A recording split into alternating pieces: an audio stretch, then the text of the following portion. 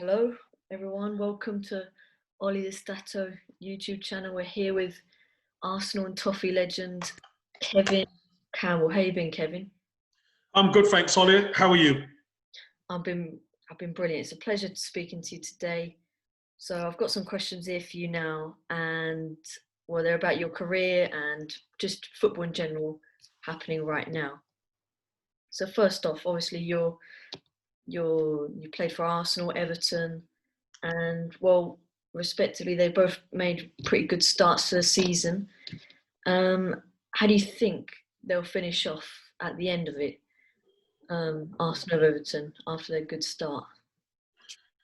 Well, it's always nice to see them start well. Both teams, I think, Everton done really good business and Arsenal done really good business in the transfer market. When you actually look at both clubs, I think Arsenal were a little bit of where Everton were, but Carlo Ancelotti as manager, he's recognised what he needs in the centre of the pitch, and he's brought three really, really good players in, top players, into the midfield area, and Everton look a different side. You only need to look at Dominic Calvert-Lewin, the way he started the season, to know how strong they're going to be. Can they sustain it? I don't know. I don't think Everton's actual squad. Love Everton to be challenging in the top six, but I could see a top eight finish. Where in the top eight, I'm not quite sure just yet, as we've only just really started the season. I think for Arsenal, the acquisition of Gabriel and Thomas Partey means that they have to really be looking at the top four. Yeah. You know, a lot of the other clubs haven't started great either. So, is it in Arsenal's capability? I do. I think it's in their capability to finish in the top four, and I think they're going to need to. Yeah, it's very crucial for them to get Champions League, first time in 4 years or something like that. So, speaking of Arsenal, you obviously came through their academy, through the youth ranks. And how was it there, do you think, in the academy? Well, I was a fan first, Oliver. I went to my first game in 1977 when I was 7 years old. Being an Arsenal fan, to be able to play for the team you supported as a kid, you know, it's a dream, isn't it? And to spend so much time at Arsenal and, you know, come through the ranks and become part of the culture from the inside of the football club was something that I hold dear to this day now. Still an Arsenal fan, always have been and always will be. Although, you know, I've got great allegiances but Arsenal have always been my club, my team. So it's a special thing for me to be able to say I support the club and I played for the club in successful times, won trophies with the club. You know, there ain't many players who could say they've done that. Very, very true. And obviously the academy now is producing some good talent like Saka, Willock, and Nketiah. What do you think has changed? If you have been to the academy recently, what do you think has changed most about it since you were there? Well, when I was there, it was all the old guard, your Terry Murphys, your Steve Burton-Shaw, your Pat Rices, your Vic Akers. You know, they're no longer there.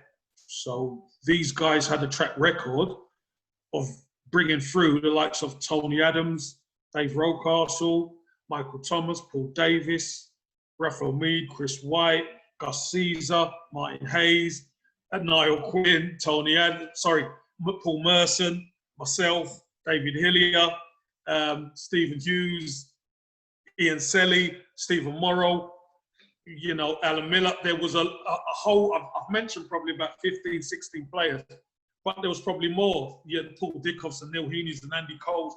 You know, all of these were a conveyor belt coming through. These guys have got a bit older, they've retired. So a new regime has come in behind the scenes, which Steve Bold is a part of, which is very good. And Per Mertesacker is a part of that. So I see that it's a new era, it's a new way. I don't really know a lot of the people but Steve Bold on the back end of it. But obviously with the talent that's coming through right now, you know, they've got a real taste and an eye for the talent and developing it, which is really important. you mentioned some coaches there. Do you think you'll ever be involved in any coaching? Not maybe Arsenal, but just any team? Never thought No, about management. no, it crossed my mind a long time ago when I was at Everton, but I left Everton to go to West Bromwich Albion for the Great Escape season, Yeah. and everything else had to be put on hold because that needed my full attention. Little bits came up, but I didn't really get the feel for that. And then I became a football dad with two boys who are playing. So, you know, it was just something that didn't quite materialise. And I'm not that fussed about it now anyway. I'm happy being a football dad. So you never became a manager, unfortunately.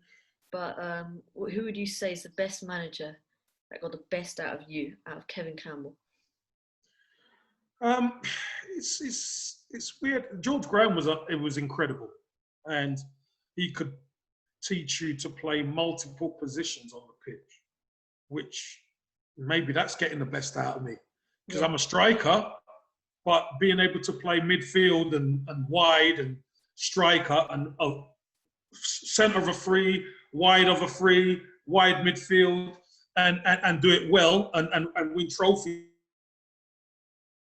Flexible, you know, it's got to be George Graham. It's got to be. Okay. No second place.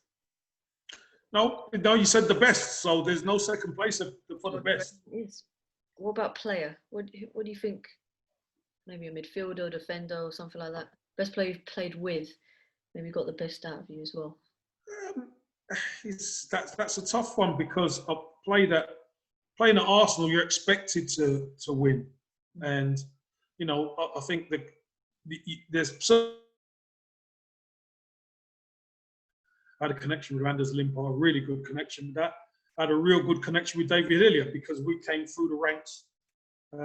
First time we played against each other, I think was about 6 or 7 years old. And we came through the ranks at Arsenal all the way through. Yeah. And we got through to the first one and won our first title. Scott Campbell was another one at Nottingham Forest. And he obviously came to Everton. Don Hutchinson, I had an incredible understanding with Don Hutchinson at Everton. And Pierre Van Hooijdonk was another one who I had a really, really special connection with.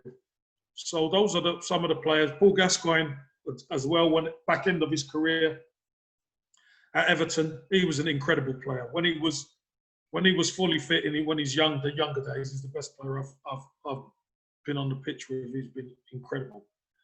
But back end of his career, he could do it in fits and starts, and he could spot things that, well, not many people could spot. But I'd say, you know, Don Hutchinson was a definite one. Me and him connected. Scott Campbell, Anders Limpar, Dave Rocastle, those type of guys, and David Hillier. Those are the type of guys I as a striker. What about playing against maybe a defender or a goalkeeper? Who's the hardest for you? It's difficult to say hardest. I mean, you know, you play professional football, so there's going to be times where you get the better of them and they get the better of you. That's just the way the professional game goes.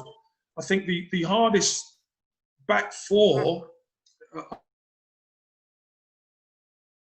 one was the AC Milan back four, which was Tassotti, Costa Curta, Baresi and Maldini. They were like the great AC Milan. They were unbelievable. And playing against Arsenal's back four. Arsenal's back four was relentless, tough, you know, had kind of the same traits as that AC Milan back four. One player I have to mention who was very, very good. And he suffered real injuries, but he was still good. He didn't even train, was Paul McGrath. Big Paul McGrath, played for Ireland, played for Manchester United and Aston Villa. Didn't even train, and he was incredible. He was an incredible player. But again, you know, there are times I got the better of him, and there's times where he got the better of me. So that's just the professional game. But those were the guys who were very good. What position did he play? Centre to me. I can only speak about the guys I play against because all the others, I don't really play against them directly. So it's difficult for me to judge. This is a bit later on in your career from Arsenal. So you had a spell in Turkey. What would you say surprised you the most about their culture or play style compared to England's? Play style was more technical. It was a lot more technical. Wasn't as fast. Okay. Didn't get the ball forward as quickly as we do in England. So you had to learn how to be a lot more patient as a striker. But taught me so much going out to Turkey. Just learning a different side of the game. Learning to be. It's an international style, so you got to learn. You learn different tricks. You learn different tricks when you play abroad, on how they like to play, how they like to receive it. But at the end of the day, it's all about good players. And if you're playing with good players, like I did, they make life easy for you. Now, onto your kids, your son Tyrese Campbell. Obviously, professional footballer, had to go through lockdown with no football, and obviously after that, no fans. How did he cope with just having to train at home, no fans? Obviously, when football came back, how did he cope? He coped pretty well, I think, considering he's 20 years old, Right. and there's season. He knew what he had to do. He had to do his running, he had to do his bodies, he had to do his work, his strength training, and he done that. And I think it was important that he kept himself in as good a condition as he could before going back into training and getting the season restarted, which, as you saw, Stoke finished quite well. So they avoided the relegation. They finished kind of mid-table, and they haven't had a bad start to the season this season. So fingers crossed they can go on from strength to strength this season. But no, he didn't suffer as bad as some in lockdown. Okay, that's good news. Obviously, he was at City Academy. What was it like for him to leave? Was it an exciting time, or was it quite maybe a sad time in his life or chapter in his career? I don't think it was sad. I think he left because that's why he left. He was made a very good offer by Manchester City.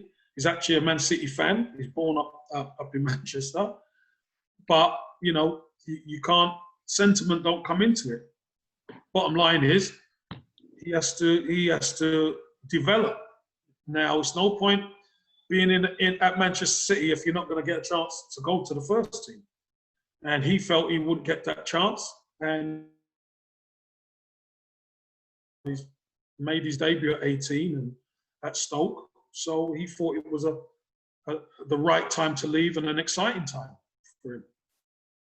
Okay, last couple questions now. A bit more, maybe just looking back at your career. So if you could relive a moment of your career, what would it be?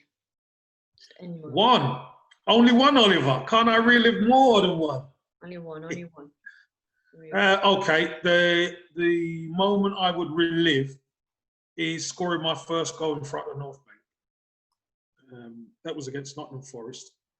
And, when I was in 77, like I mentioned to you, I stood on the North Bank. Okay. So to be able to score my first goal in front of the North Bank and celebrate with the North Bank crowd, that for me that was it. That was it. So that'd be like the best feeling for you. Well, it was the best feeling. So, to relive that best feeling again would be great. Okay, so obviously the market nowadays has inflated a lot. Lots of zeros, and hundreds of millions being spent, even billions. So what do you think? A prime Kevin Campbell, how much do you think a prime Kevin Campbell would be worth nowadays? I've no idea. I've 50? no idea. I have no idea. Listen, people will pay for you. They will put a price on you, and then it's a negotiation. So that's one thing players never really get involved with is Yeah. how much your valuation is. You just do the business, you play the game, Yeah. and if a team wants you, they bid for you. You have no say on how much they bid or anything like that. So I wouldn't know. You tell me, Oliver. You tell me how much I'll be worth, At least and 50. I'll accept it. At least 50, surely. Okay, I'll take it. 50 million, I'll take that. But I don't see none of that, but the club will, so that's fair enough. Okay, so I've run out of questions here. Hopefully you enjoyed that, and yeah, see you later, everyone watching. Hope you enjoyed. See you later.